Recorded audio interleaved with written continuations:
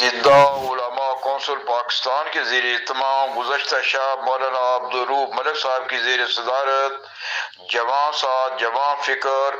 علم و فضل کے پیکر متحرک جناب حسان ایوب نے جدید زید کے مسائل و وسائل کی تقسیم، جمع اور تفریق کی مغربی خوبیوں اور خامیوں کی نشاندہی ہی نہیں کی، بلکہ قرآن و حدیث کی روشنی میں خوبصورت جائزہ اور تجزیہ پیش کیا۔ تلاوت قرآن کریم و نعت رسول مقبول صلی اللہ علیہ وسلم کی سعادت حاصل کرنے کے بعد جناب حسان ایوب کا بیان امت مسلمہ کی عظمت رفضہ کی بازیابی کے لیے درد دل میں ڈوبا ہوا نوح تھا۔ آپ نے کہا کہ مغرب کے ماذا پرستوں اور آگ و بجلی کے پجاریوں نے ہمارے ہی چمنستان علم سے خوشہ چینی کر کے اپنے گلدستہ ہائی ایجادات کو گونا گون دلچسپیوں اور نظر فریبیوں سے مزین و آراستہ کیا ہے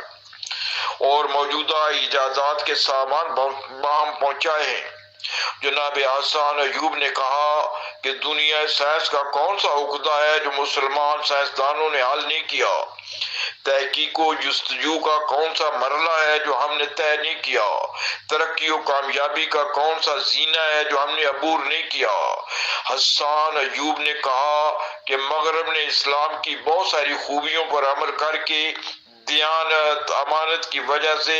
آج وہ دنیا میں معزز ٹھہرے ہیں۔ جناب کرنل آزاد منہاس، مولانا عبدالرؤف ملک اور مسعود عمر شیخ نے بھی خطاب کیا۔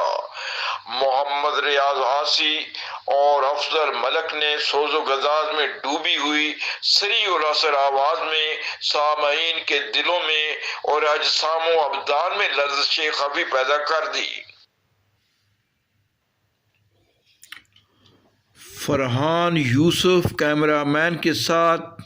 منشا قاضی، حسب منشا، یوٹیوب، لاہور۔